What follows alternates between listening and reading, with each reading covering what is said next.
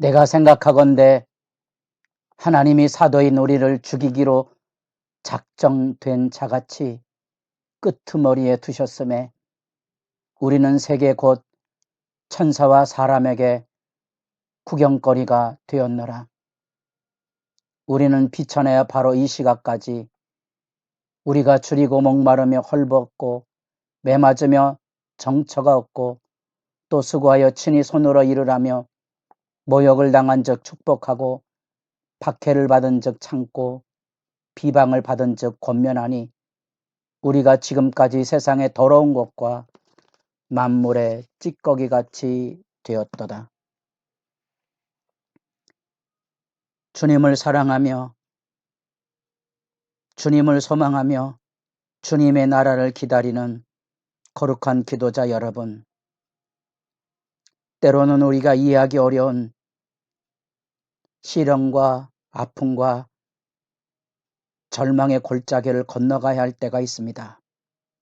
오늘의 본문 말씀 시편 69편 그 전반부에는 그 견디기 어려운 영적인 시련과 하나님 앞에 버림받았다고 느껴질 만큼 울부짖는 영혼의 아픈 이야기가 담겨져 있습니다. 우리 서두에서 고린도전서 4장에 나타난 바울의 생애에 대한 깊은 탄식이 함께 메아리로 공유되고 있는 말씀입니다. 현실의 삶 안에 절규와 현실에서 겪는 수치와 모멸 앞에 떨며 서 있는 헐벗은 영혼의 절규가 오늘 우리가 읽어갈 본문의 말씀입니다. 그 안에서 마치 우리는 버림받은 자처럼 내동댕에 천 현실의 아픔을 만나게 됩니다. 메시지라는 쉬운 성경을 통하여 보면 7절 말씀에 주님 때문에 바보가 된 이 몸 얼굴 보이기 부끄러워 숨어 다닙니다. 형제들은 나를 길거리 불황자 대하듯 하고 가족들은 나를 불청객 취급합니다. 내가 기도할 때 더 많은 경멸이 쏟아지고 내가 슬픈 표정이라도 지으면 저들은 나를 광대 취급합니다. 주정뱅이와 식충이들이 나를 조롱하며 축배의 노래를 부릅니다. 특별히 8절 말씀은 가슴 아픈 얘기인데 내가 말로 다 할 수 없을 만큼 주님을 사랑합니다. 내가 주님을 미친 듯이 사랑하기에 저들이 주님을 싫어하는 모든 이유를 들어 나를 비난합니다. 세상의 꼴 좋다고 비아냥거리를 당하고 있는 현실, 주님을 가까이 하고 몸부림하며 금시하며 애통해도 하나님의 응답이 지연되고 있기 때문에 그럴수록 더 조롱과 멸시를 당하고 있는 아픈 현실을 우리가 여기서 만나게 됩니다. 과연 우리는 견디기 어려운 이 사망의 음침한 골짜기를 어떻게 건너가는 것일까? 시편 69편은 그래서 우리에게 우리 안에 있는 고통과 아픔을 토설하는 마중물과 같은 역할을 하고 있는 거지요.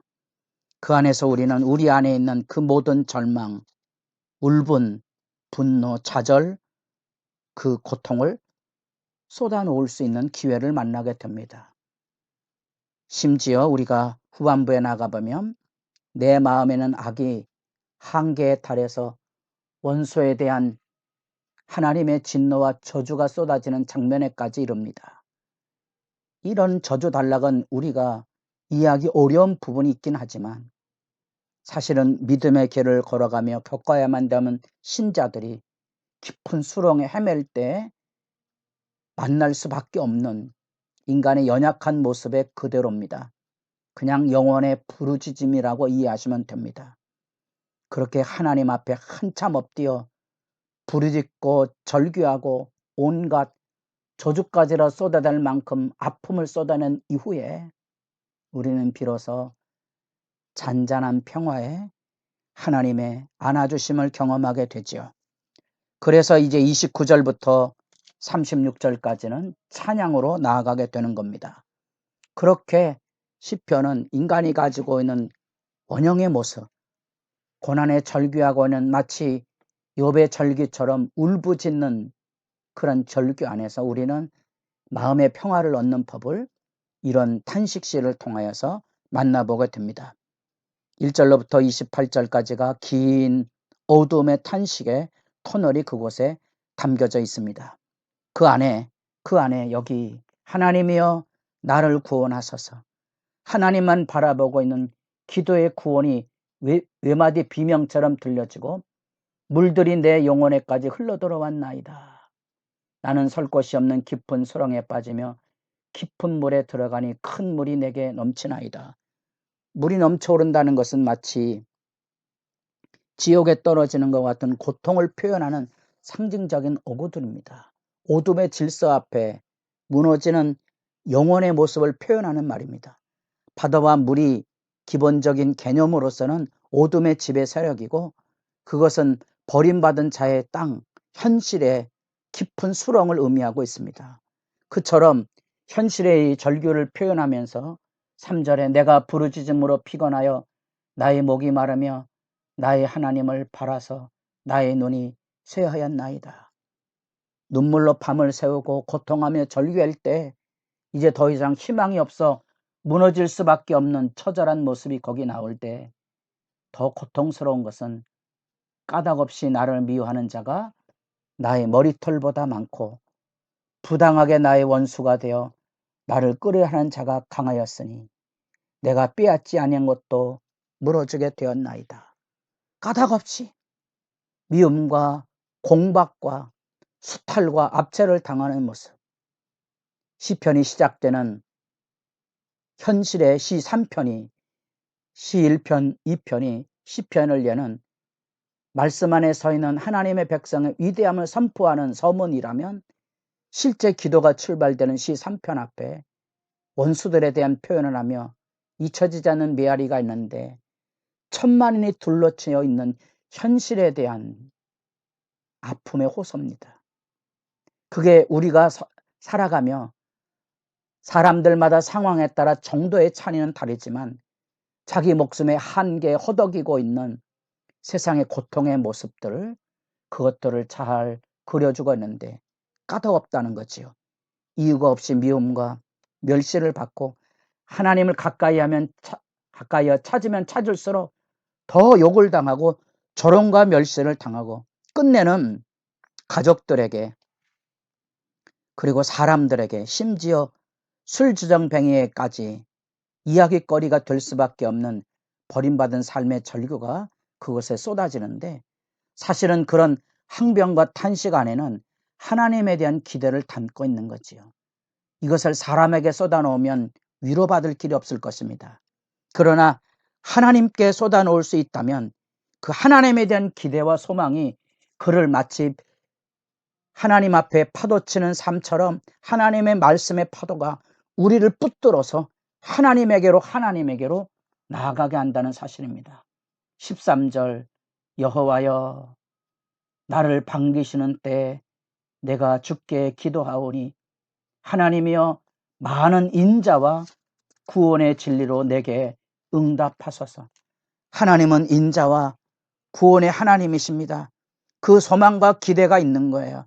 언젠가 이 절망의 나락 속에 헤매고 있을 때 하나님이 나를 이전에 안아주셨던 신앙의 경험처럼 그 경험 안에서 인자와 구원의 진리에 목말라 몸부림하고 있다는 사실입니다.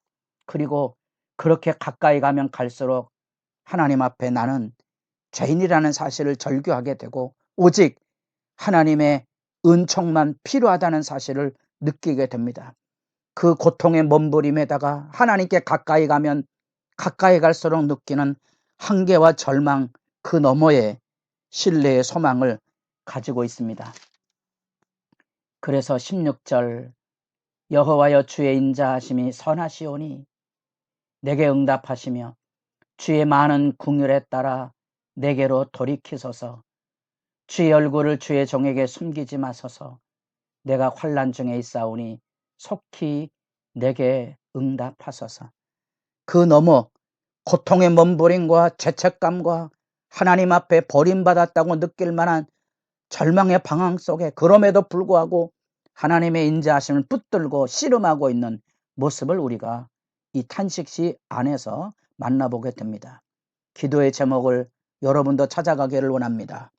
나를 구원하소서. 가당없이 미움을 받고 믿음 때문에 조롱과 멸시를 받고 하나님의 구원하심은 저 멀리 있어서 우리가 마치 물에 빠져 허우적거리는데 도울 꿀이 없는 죽음의 자리에 이르는 그 안타까운 몸부림, 나를 구원하소서. 애타는 몸부림에 허우적거림을 하고 있는 이 비탄한 기도, 그 가운데 하나님에 대한 붙듦이 이루어집니다. 내게 돌이키소서. 얼굴을 돌리지 마시고 그 얼굴을 내게 돌리소서. 나를 외면하지 마시고 내게 그 얼굴을 비추소서. 지금 속히 아니면 내가 죽음에 이를 수밖에 없다고 생각하는 그 하나님에 대한 기대, 그 소망은 하나님의 인자하심이죠. 하나님의 영원히 변함없는 사랑으로 자기 백성을 지키실 뿐 아니라 진리를 통하여 자기 백성의 공의를 행하시니 내가 믿음을 지켜 몸부림했던 이 몸부림을 하나님께서 가볍게 여기지 아니하실 것인데, 그렇기에 이제 이 깊은 탄식의 절규는 사망의 골짜기를 넘어 푸른 초장으로 나아가게 됩니다. 여러분도 때로 겪어야만 되는 인생의 어두운 밤을 이런 기도를 함께 공유함으로써 이겨나갈 수 있는 지혜와 경건을 만날 수 있기를 바랍니다.